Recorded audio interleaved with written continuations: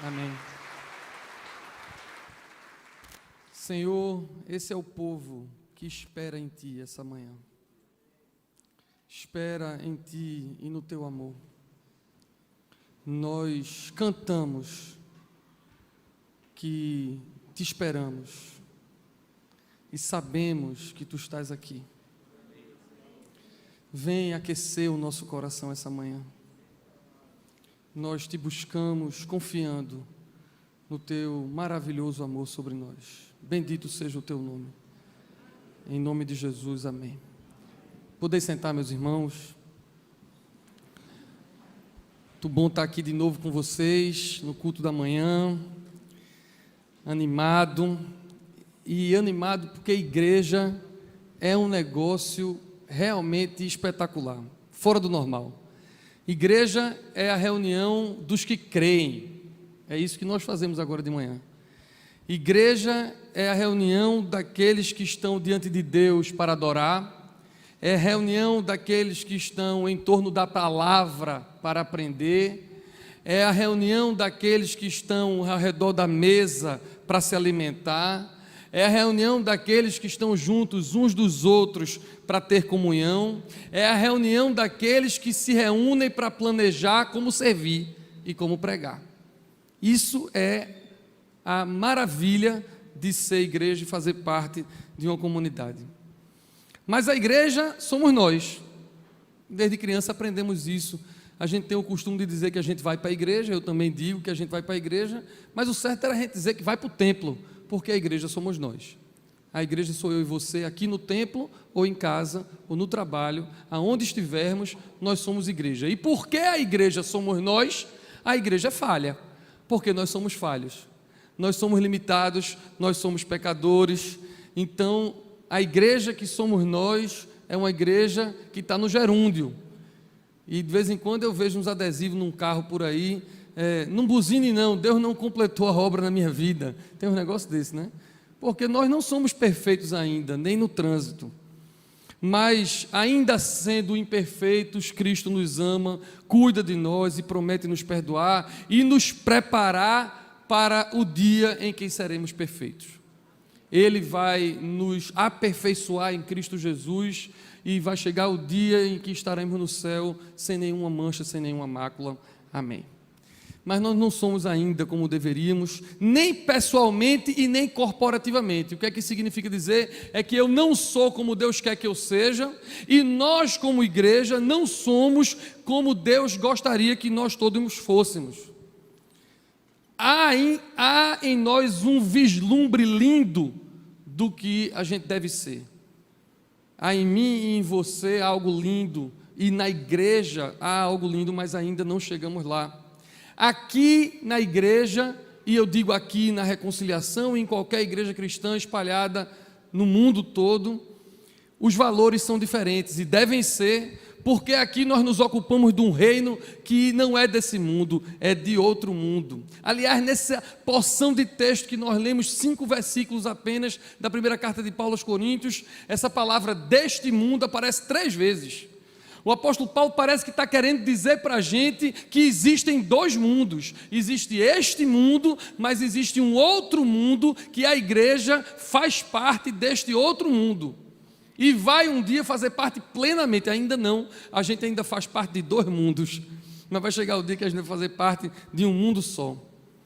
O meu amigo e companheiro de ministério, o reverendo Marcondes Soares, que está ali de amarelo, levanta a mão, irmão, para todo mundo ver você.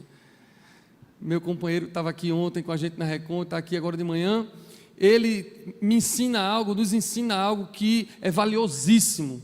Ele diz assim, que nós não somos a igreja ideal ainda. A gente ainda precisa caminhar para ser a igreja ideal, mas nós somos a igreja real, a igreja de verdade.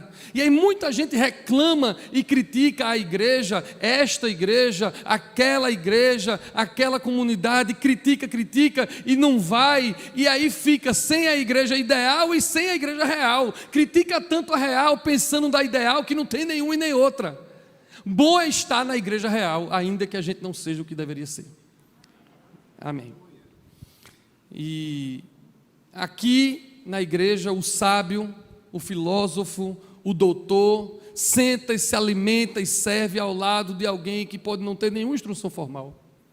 O rico, o bem-nascido, ou aquele que prosperou na vida, senta, se alimenta e serve ao lado de quem é pobre, de quem é necessitado.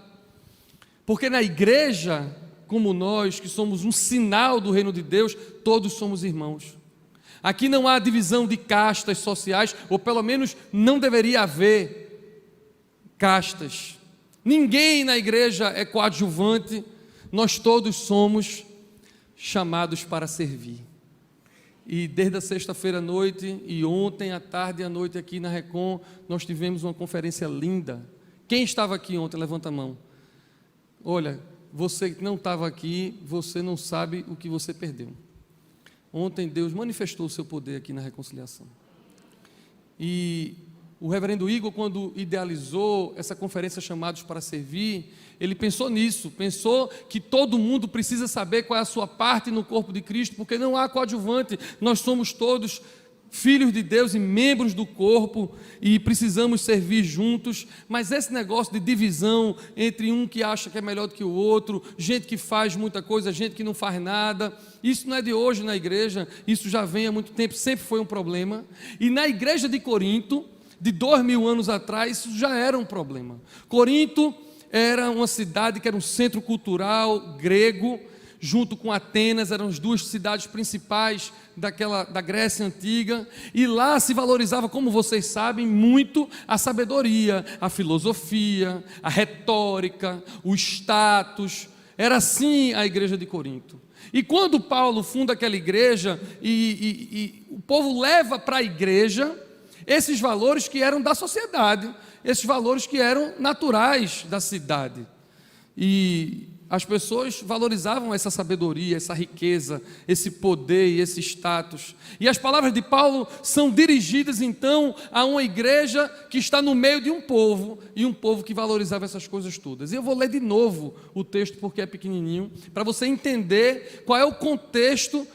Agora você vai ler de novo o texto, vai ouvir de novo o mesmo texto, entendendo para quem Paulo estava escrevendo essas palavras. E aí Paulo vem num povo assim que se dividia em castas e que valorizava tanto a sabedoria, o poder, o status, e Paulo diz assim: porque vede, irmãos, a vossa vocação, que não são muitos os sábios segundo a carne, nem muitos os poderosos, nem muitos os nobres que são chamados. Mas Deus escolheu as coisas loucas desse mundo para confundir as sábias, e Deus escolheu as coisas fracas deste mundo para confundir as fortes, e Deus escolheu as coisas vis deste mundo e as desprezíveis e as que não são, para aniquilar as que são, para que nenhuma carne se glorie perante Ele. Mas vós sois dele em Jesus Cristo, o qual para nós foi feito por Deus sabedoria e justiça e santificação e redenção, para que, como está escrito, aquele que se glorie-se no Senhor. Mais atual do que esse texto não pode. Vale para Corinto e vale para Recife. E se você estiver vendo na internet, vale para onde você estiver. Porque pouca gente quer servir, pouca gente quer se gastar em favor do outro, pouca gente quer se sacrificar em favor de alguém. Há uma estatística que é antiga, então não posso garantir que ela é a mesma, mas desconfio muito que seja. Essa estatística é de 20 anos atrás, de quando eu comecei a pregar, mas eu desconfio que não mudou muito. Fizeram uma pesquisa nas igrejas cristãs relevantes no Brasil, e em várias igrejas de várias denominações, e descobriu-se que apenas 30%, no melhor número, às vezes era muito menos do que isso, mas em algumas igrejas, no máximo, 30% das pessoas faziam todo o trabalho da igreja, e 70% das pessoas não faziam absolutamente nada, vinham, entram, sentam, cantam, ouvem uma palavra, saem e vão embora. 30%, e a gente sabe que essa realidade às vezes é muito pior do que isso, menos do que 30% do que a igreja de fato quer se sacrificar, quer servir, e isso é um número muito difícil de a gente ouvir. E Paulo começa essa carta, então, quando você vai ler 1 Coríntios, pedindo unidade, porque ele diz que Cristo não está dividido, mas depois ele ataca a raiz dessa unidade, que ele diz que é a questão do status. A turma lá de Corinto dizia assim: eu sou de Pedro, Aí outro dizia, eu sou de Paulo. Aí o outro dizia, vocês não sabem nada, eu sou de Cristo, querendo ser maior do que quem era de Pedro e quem era de Paulo, porque havia essas divisões, e ele ataca essas divisões dizendo, vocês acham que são uns melhores do que os outros, o grande problema é que vocês se acham superiores aos outros. Paulo está dizendo a eles assim, aqui é diferente, aqui a gente não prega ascensão social, ascensão cultural, ascensão econômica, ou ascensão eclesiástica, aqui a gente prega a loucura da cruz. E Paulo não se preocupa com a sua própria reputação, porque ele era judeu, mas era gentil. Paulo era considerado sábio e debatia com todos os filósofos. Paulo era poderoso, inclusive na religião. Paulo era de nobre nascimento. Então Paulo está dizendo para o povo que era de nobre nascimento e que era sábio segundo os próprios olhos, dizendo assim, eu também posso ser considerado sábio, venha discutir filosofia comigo que eu discuto com você. Se você fala uma língua, eu falo 3 línguas. Se você é rico, eu nasci rico também, mas eu não prego nada disso, eu prego a loucura da cruz. Muita moral Paulo tinha para falar. E ele diz, eu joguei isso tudo fora para pregar Cristo crucificado. Tudo isso que eu tinha, eu joguei fora. E Paulo então incomoda a todos os seus ouvintes, e por conta da carta, todos os seus leitores. Ele incomoda tanto o judeu quanto o grego, e ele diz isso, ele diz, eu prego a loucura da cruz, de Cristo crucificado, e isso é escândalo para os judeus, e é loucura para os gregos, é o que Paulo está dizendo.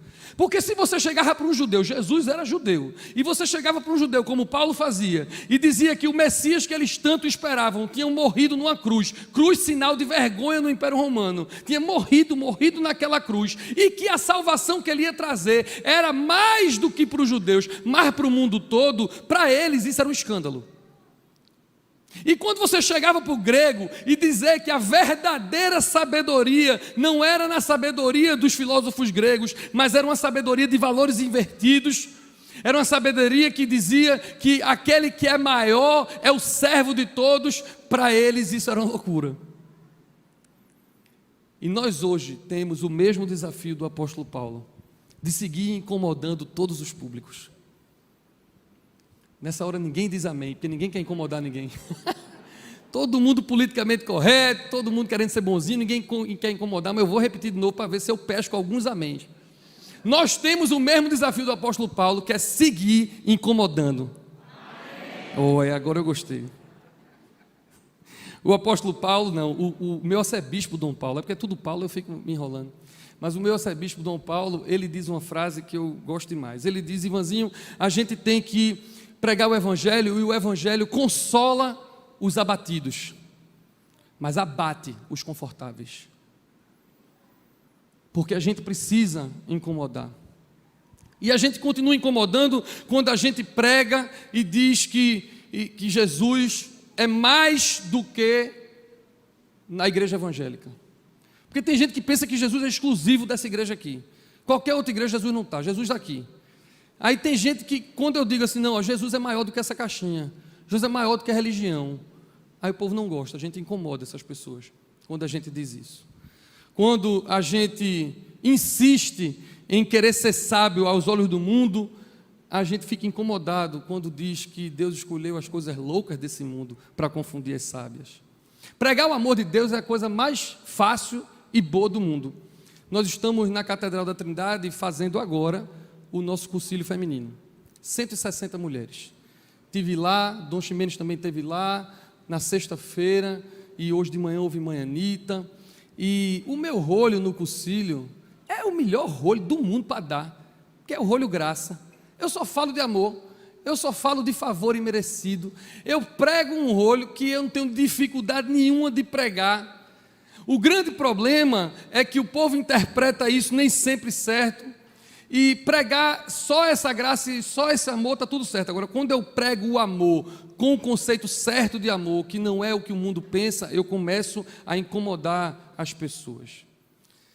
E às vezes a turma chega do concílio muito feliz da vida, mas com 1 mês, 2 meses de igreja diz, eu não achava que era assim não, eu achava que era só decolores.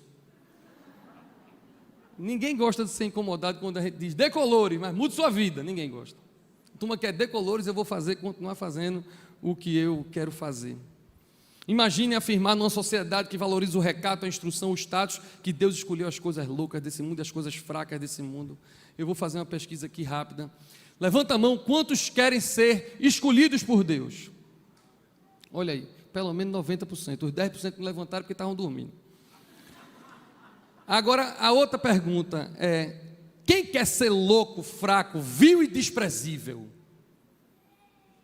Ninguém levanta a mão. Mas Deus escolheu as coisas loucas, fracas, vis e desprezíveis. Não dá para levantar a mão na primeira pergunta e não levantar a mão na segunda pergunta. Nós sofremos de uma incoerência muito grande. Então eu vou dar uma segunda chance. Vou fazer a pergunta de novo. E por favor, pelo menos os 90% levantem a mão. Quantos querem ser loucos, fracos, vis e desprezíveis? Se você não for louco, fraco, vil e desprezível, você não é escolhido por Deus. Se você achar que você é sábio, forte e muito importante, o Evangelho não é para você. Porque Deus escolheu as coisas loucas, fracas, vis e desprezíveis. E para a gente entender isso, eu quero voltar num ponto. Lembrar que Paulo faz a diferenciação entre dois tipos de sábios. Vou ler de novo o texto. Porque vede, irmãos, a vossa vocação, que não são muitos os sábios segundo a carne que são chamados. Ou seja, se há sábios segundo a carne, é porque há sábios segundo o Espírito. Então há duas categorias de sábios aqui. E ele está dizendo que sábio segundo a carne é sábio segundo esse mundo. E há muita gente que não é considerado sábio segundo a carne, mas que nós sabemos que espiritualmente são pessoas sábias. Eu tenho certeza absoluta que você conhece alguém, certeza, que se você pensar um pouquinho, você conhece alguém que, se fosse para ser avaliado, se seria considerado uma pessoa sábia, aos olhos da academia na universidade, aos olhos do mercado, ou propriamente aos olhos da igreja, muita gente diria que não era sábio, mas você sabe que conhece, que mesmo na humildade, ou mesmo na falta de instrução ou qualquer outra coisa, você sabe que aquela pessoa é sábia. Porque existe a sabedoria segundo a carne e a sabedoria de Deus. E a nossa confiança deve estar em Deus para buscarmos a sabedoria que vem de Deus.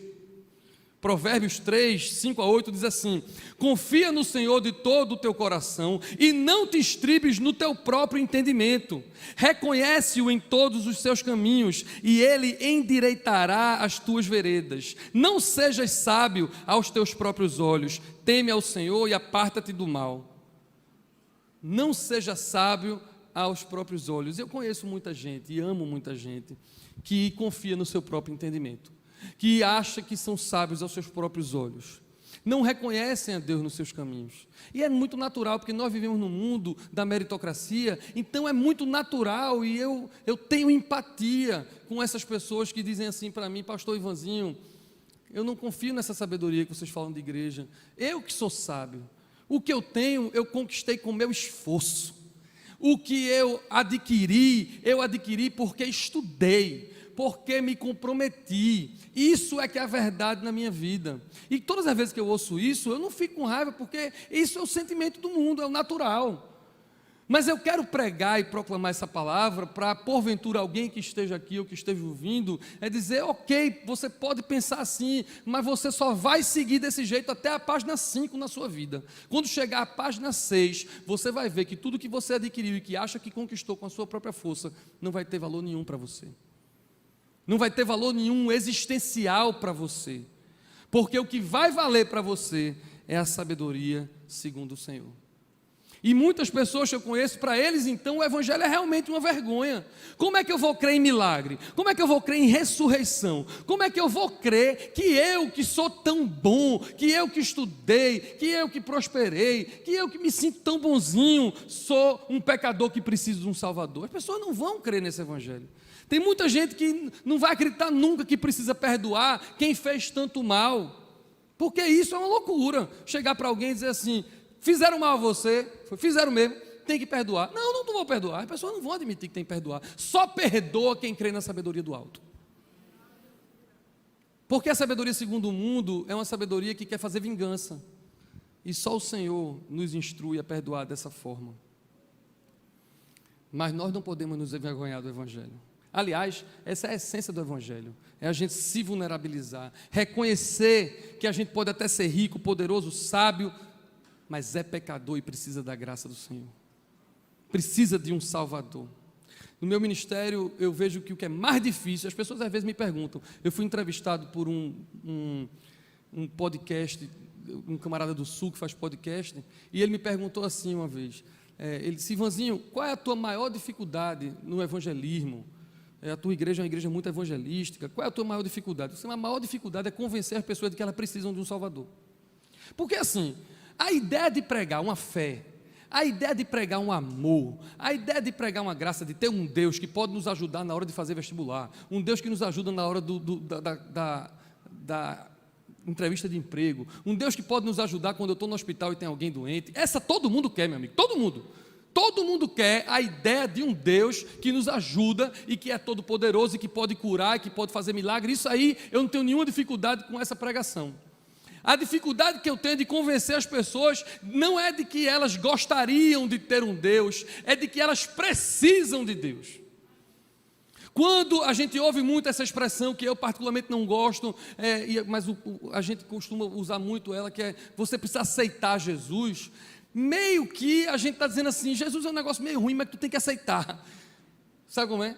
Isso é a minha dificuldade, é dizer assim: não, você não precisa aceitar Jesus não, você tem que querer muito Jesus. Jesus não é um remédio ruim feito em munção de Scott que você tem que aceitar, não. Só quem riu é quem tem mais de 50 anos. Né, Técio? Quem tem menos de 50 anos não pegou a referência, não pegou. Agora, o Evangelho é um negócio fantasticamente bom que eu tenho que oferecer para quem está precisando muito, para quem deseja muito, porque sabe que precisa. Esse é que é a diferença. E a palavra de Deus vem ao nosso encontro para dizer isso. Eu preciso de Jesus, e eu prefiro me considerar louco, fraco, vil e desprezível e precisar do Senhor. E isso, meus amigos, o apóstolo Paulo não estava falando da cabeça dele. O apóstolo Paulo estava falando isso porque isso já vem nas escrituras desde o Antigo Testamento. As escrituras judaicas já tratavam disso. Jeremias já tratava disso. Jeremias 9, 23, 24 diz: assim diz o Senhor, não se glorie o sábio na sua sabedoria, nem se glorie o forte na sua força, não se glorie o rico nas suas riquezas, mas o que se glorie-se nisto, em me entender, em me conhecer, que eu sou o Senhor e faço beneficência, juízo e justiça na terra, porque destas coisas me agradam. Então o Senhor Deus, o Pai, Deus de Abraão, de Isaac, de Jacó, desde o Antigo Testamento já dizia para aquele povo: não confie em você mesmo, e o povo confiava nele mesmo. Jeremias escreveu para Judá, no Antigo Testamento, Judá cheio de orgulho, rompendo a aliança com Deus, fazendo alianças com outras nações, obcecada pela sabedoria de outras nações, riqueza e poder, e Jeremias diz isso: não faz isso, e o apóstolo Paulo no Novo Testamento aos Coríntios diz: não faz isso, e eu vim aqui essa manhã para dizer a você: não confie em você, não confie nos seus carros, não confie nos seus cavalos, não confie na sua instrução, não confie no seu coração, se tenha por louco se for necessário, mas confie no Senhor. Ivanzinho, tem alguma coisa que não está batendo aqui nessa pregação, porque eu conheço muita gente sábia que é de Deus, eu também conheço, porque o apóstolo Paulo diz assim: veja, irmãos, que não são muitos os sábios, mas há quem seja sábio nesse mundo e que é sábio para a eternidade. Há quem seja poderoso nesse mundo e também na eternidade. Há quem seja rico nesse mundo e que também na eternidade. Quem são essas pessoas que são sábias, poderosas e ricas nesse mundo e que também são espiritualmente? São aqueles que fazem o discernimento entre um mundo e outro, aqueles que não confundem as coisas, aqueles que sabem que essa sabedoria para esse mundo vale para esse mundo, que a riqueza para esse mundo vale para esse mundo, o poder para esse mundo vale, mas que para o Senhor nada disso que eles têm vale qualquer coisa. São esses os poderosos, sábios e ricos desse mundo que encontram lugar no reino que é de outro mundo. Eu vou caminhar para o fim dessa mensagem dizendo a vocês o seguinte: o nosso grau de comprometimento com este mundo é o que vai definir a nossa vida no outro mundo. Porque a gente é tão comprometido com a sabedoria desse mundo, com a riqueza desse mundo e com os poderes desse mundo, que a gente tem dificuldade, a gente não topa ser considerado louco ou fraco. A gente tem muita preocupação com a nossa reputação. A gente tem muita preocupação com o que as pessoas ao nosso redor acham da gente neste mundo. Quer ver uma coisa? O nosso medo de morrer nesse mundo natural que vigora a evolução das espécies, onde o forte come o mais fraco, não é assim que a gente aprendeu na escola, e é assim, né? O forte vai ganhando e os fracos vão morrendo, e a evolução é que o forte vai comendo o mais fraco, e a gente tem tanto apego a não morrer, que a gente não quer ser fraco, a gente quer ser forte para não morrer, mas Jesus disse que se eu não morrer, se o grão de mostarda não for enterrado, como é que vai brotar? Mas a gente não quer morrer aqui, e Deus está dizendo a mim e a você, qual é o problema de morrer aqui? Qual é o problema de morrer aqui? A nossa preocupação de passar vergonha aqui é tão grande que a gente não vai admitir nunca que é louco. A gente não quer ser vil nem desprezível, pelo contrário, todo pai, toda mãe quer para o seu filho, todo jovem quer ser alguém na vida. O problema é que ser alguém na vida, que as pessoas falam, é ser alguém nesta vida. E Deus veio dizer para você que você deve querer ser alguém nesta vida e na outra vida, na vida eterna. Você não tem que estar preocupado e estar com medo e tanta vergonha para este mundo. Você pode ser considerado louco e vil e desprezível aqui. Mas naquele outro mundo, você tem vida eterna. Você precisa introjetar esses valores do reino de Deus dentro de você. Você não quer que as pessoas lhe reconheçam aqui, você quer ser reconhecido pelos anjos. Você quer ser alguém parecido com Jesus. E aí alguém vai dizer assim para mim, coisa difícil é ser cristão nesses termos, viu? Se eu soubesse que era assim, eu tinha vindo para esse culto, não. No cursilho era só decolores, você é lindo, filho de Deus. Eu sempre achei que a vida era ter uma fé, receber uma ajuda do céu, sem muito compromisso. E eu digo a você, o evangelho é boa notícia. É boa notícia para quem já tem uma má notícia. A boa notícia do evangelho é de que nós recebemos perdão de graça e céu, mas para as pessoas que têm uma má notícia, que sabem que precisam desse perdão para ir para o céu. E eu termino agora de verdade, achando muito lindo o que o apóstolo Paulo faz. A nossa meta, Mário, Igor, Técio, Joãozinho, como pastores, como pregadores, a nossa meta é ser parecido com Jesus e fazer feito Paulo, né? A gente imita Paulo que imitava Cristo. Nossa meta é feito Paulo, e eu às vezes falho muito. Mas Paulo não falhava. Paulo botava para torar, com o perdão da expressão, porque ele botou para torar aqui no grego. Ele botou para torar. Vocês estão achando que vocês sabem, vale nada, Deus escolheu os loucos. Vocês estão achando que vocês são ricos, Deus nada, Deus vale o fraco. Ele botou para torar, e às vezes eu boto para torar. Agora, o que às vezes falta em mim, não faltou no apóstolo Paulo, e não vai faltar hoje de jeito nenhum, é que ele não termina nisso. Ele não termina, é muito lindo. Ele diz isso tudo, mas lá no versículo 30 e no 31, depois dele ter dito isso tudo, ele fez, mas vós, aquelas mesmas pessoas que ele estava botando para torar, mas vós sois dele. Mesmo divididos, mesmo pecadores, mesmo imperfeitos, mesmo imorais, porque era a igreja mais imoral do Novo Testamento, vós sois dele. E não só isso, chamava ele de irmãos. E a todos nós também, que somos imperfeitos e que vivemos pelos valores do mundo, nós somos dele. E nada nos separa do amor dele. Deus nos ama, a igreja ideal e a igreja real. O maravilhoso e celebrado Fyodor Dostoiévski, escritor russo, escreveu um livro conhecidíssimo, O Idiota. Não sei se você já teve a oportunidade de ler. O Idiota, de Dostoiévski. E o personagem principal desse livro, não vou dar spoiler, para quem não gosta de spoiler, eu só estou dando a sinopse, uma parte dela. O personagem principal de O Idiota, de Dostoiévski, era um camarada que vivia de acordo com os valores do Sermão do Monte. Vivia de acordo com os valores cristãos. E ele sabe que é um negócio que é o contrário do mundo. É totalmente diferente do mundo.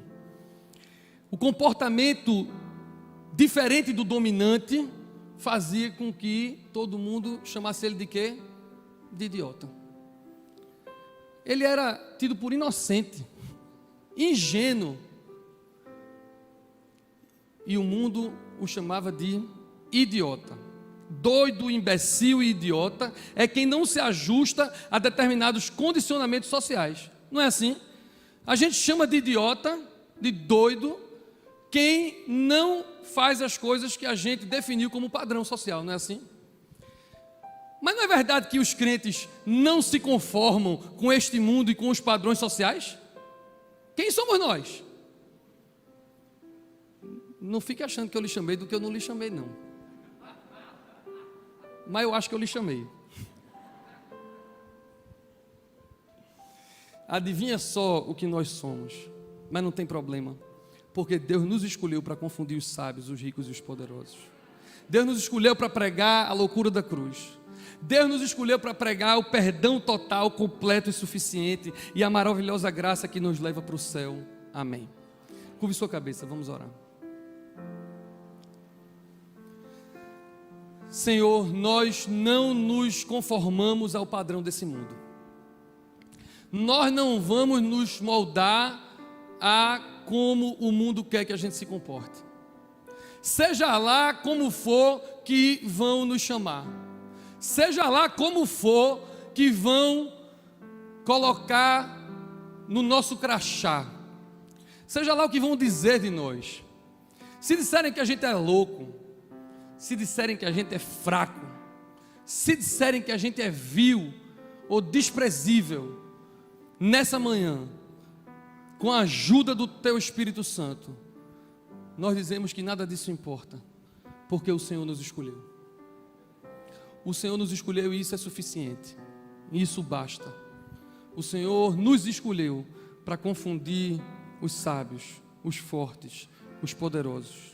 Abençoa cada irmão que está aqui, cada irmã que está aqui e o que está olhando pela internet.